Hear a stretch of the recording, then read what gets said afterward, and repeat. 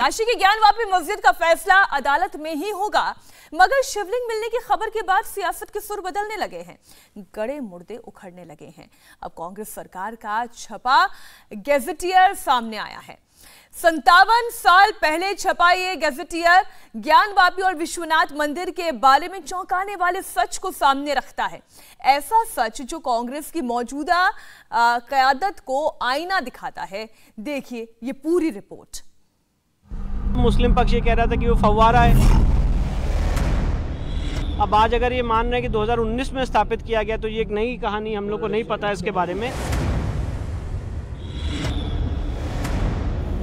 पर जो भी है, शिवलिंग है, हमारा कहना है कि वो शिवलिंग है। उस बात को प्रूफ करने के लिए आज हमने एप्लीकेशन दी है। अभिमुक्तेश्वर से आदि विश्वेश्वर तक, आदि विश्वेश्वर से बाबा विश्वनाथ तक, बनारस के गोदौलिया की कचौड़ी गलियों से लेकर मोदी योगी राज में बने काशी विश्वनाथ कॉरिडोर तक, वाराणसी सिर्फ एक नगर नहीं है, वाराणसी एक जिंदा इतिहास है जो सदियों का सफर करके इन लम्हों तक पहुंचा है। आज काशी में बाबा विश्वनाथ की मुक्ति की बात हो रही है। बाबा जो सबको मुक्ति देते हैं, अब खुद कैद से मुक्त हो रहे हैं। औरंगजेब की बनाई मस्जिद अब ज्ञानवापी मंदिर में बदलने को बेताब है। सच जितना दबाया जाता है वो उतना ही खुलकर सामने आता है। जिस मंदिर पर सत्ता और सियासत खामोशी अख्तियार कर लेते थे, वहां कुंड में बैठा शिवलिंग खुद बोल रहा है, मस्जिद के राज खोल रहा है। जैसे ही वजू खाने को जो है साफ किया, पानी से निकाला गया, और जो गोल घेरे में 25 बाई 25 का वर्गाकार का वजू खाना है, उसमें से गोल घेरे में बाबा दिखाई दिए। आप स्पष्ट जो वायरल हो रहा है उसमें देख रहे हैं कि वह जो गोल पत्थर है उसके ऊपर चौकोर रंग का पहचान है, वह उसका जो है पहचान मिटाने का प्रयास है। हम तत्काल जो है प्रतिपक्ष के लोग, प्रतिवादियों को बुलाए। हम कहे कि ये जो है वो दिखाई पड़ रहा है, कहे नहीं ये हमारा फुहारा है। हम कहे चालू करके दिखाइए, कहे खराब है। कब चालू, कब से खराब है? कहे वर्षों से खराब है। कहने का तात्पर्य उसमें फुहारे में न पानी जाने का मार्ग था, न निकलने का मार्ग था। यह उनके कल्पना से परे थे। फिर हम लोग प्रशासनिक अधिकारियों को बुलाए कि सर इसको सफाई करवाए, और पूरा का पूरा एक पत्थर में, जो कि काले कसौटी का पत्थर हुआ करता था, वह शिवलिंग उभर आया। बनारस यानी काशी यानी वाराणसी भारत की प्राचीनता का प्रतीक है, आस्था का भी प्रतीक है, सभ्यता का भी प्रतीक है। ये आजादी से पहले की काशी है, वही गोदौलिया चौराहा है जिसका एक रास्ता विश्वनाथ मंदिर को जाता है। तब का बनारस भी कलकत्ता से टक्कर लेता था। बनारस के घाट उतने ही गुलजार थे। पंडे पुजारी यजमानों का स्नान ध्यान दर्शन कराने में लगे रहते थे। गंगा स्नान के बाद लोग काशी के मंदिरों में दर्शन को जाते थे, मगर काशी के मन में एक कसक हमेशा से थी, आदि विश्वेश्वर भगवान विश्वनाथ को मुक्त कराने की। किसी भी नगर का आधिकारिक इतिहास होता है गजेटियर। 1965 में इलाहाबाद से प्रकाशित वाराणसी गजेटियर पर नजर डालिए। 52 पेज तक गजेटियर में वाराणसी का इतिहास दर्ज है। गजेटियर में तब की कांग्रेस सरकार भी मानती है कि 1669 में औरंगजेब ने हमला किया। 1669 में औरंगजेब के आदेश पर विश्वनाथ मंदिर और बेनी माधव मंदिर ध्वस्त किया गया। 1669 में ही औरंगजेब ने मंदिरों के साथ काशी की संस्कृत पाठशालाओं को भी तोड़ने का आदेश दिया। 1669 में ही मस्जिद आलमगीरी तामीर कराई गई, जिसे आज ज्ञानवापी मस्जिद कहा जाता है। आलमगीरी नाम काशी के मुसलमानों की जबान पर नहीं चढ़ा और वो उसे ज्ञानवापी ही कहते रहे। आरोप लगते हैं कि आजादी के बाद इस मंदिर को मुक्त कराने की बजाय वोट बैंक के लालच में कांग्रेस एक कलंक ढोती रही। मैं दूसरी बात कहता हूं कि कुतुब मीनार में केंद्र में मंत्री था, वहां पर फारसी में लिखा हुआ है कि ये 27 मंदिर तोड़ के बनाया, और ये एएसआई ने या किसी भारत सरकार ने नहीं लिखा। जिनने ये किया वो लिख कर गए। शताब्दियों तक ये बात चलती रही, किसी ने उसको पढ़ा नहीं, किसी ने जाना नहीं, देख कर लगता था कि हाँ ऐसा हुआ है। लेकिन इससे बड़ा प्रमाण दुनिया में कहीं और नहीं होगा कि जिसने उन मंदिरों को तोड़कर बनाया वो खुद लिख कर गया कि साहब ये 27 हिंदू मंदिर और जैन मंदिर तोड़ के हमने कुतुब मीनार को बनाया। मैं संस्कृति मंत्री था तो मैं गया, तो मैंने कहा इसको ट्रांसलेट करके हिंदी और अंग्रेजी में लगा दो। ऐसा ने लगा दिया। मैं उन आलोचना करने वालों से जो कुतर्क करते हुए पूछना चाहता हूं कि शताब्दियों से हम उस कलंक को अपनी छाती पर रखे हुए हैं। आपने तोड़ा ये तो ठीक है, लेकिन तोड़ने के बाद आप लिखकर लगा कर गए हैं कि हमने मंदिर तोड़कर ये मीनार बनाई है। ये सच्चाई है। फिर लोगों ने हमारी भी आलोचना की, लेकिन वो आलोचना से हम इसलिए दुखी नहीं थे क्योंकि वो जब सच पता चला लोगों को कि यार ये तो खुद ही लिख कर गए हैं। मुझे लगता है कि ये जो दुस्साहस है वो हिंदुस्तान के अलावा अगर दुनिया के किसी भी देश की धरती पर होता तो 1 मिनट भी शायद वो टिक नहीं पाता, ऐसा मैं मानता हूं। काशी के विश्वनाथ मंदिर के टूटने, बनने, फिर टूटने और फिर उबरने की लंबी कहानी है। सबसे पहले इसे 1193-94 में कुतुबुद्दीन ऐबक अन्य मंदिरों की तरह इसे तोड़ा और रजिया मस्जिद बनवा दी। 1240-42 के बीच इल्तुतमिश के राज में गुजराती व्यापारियों ने मंदिर को फिर बनवाया। 1447-1458 के बीच जौनपुर के सुल्तान हुसैन शाह शर्की ने इसे फिर ध्वस्त करा दिया। 1585 से 87 के बीच अकबर के नवरत्नों में एक राजा टोडरमल ने पन्ने का शिवलिंग स्थापित किया। 1669 में औरंगजेब ने अपने गवर्नर को फरमान जारी कर फिर विश्वनाथ मंदिर तोड़ने का आदेश दिया। 1735 में इंदौर की महारानी अहिल्याबाई होलकर ने विश्वनाथ मंदिर का पुनर्निर्माण कराया। 1835 में पंजाब के महाराजा रणजीत सिंह ने विश्वनाथ मंदिर के 2 शिखरों को 22 मन सोने से मढ़वाया।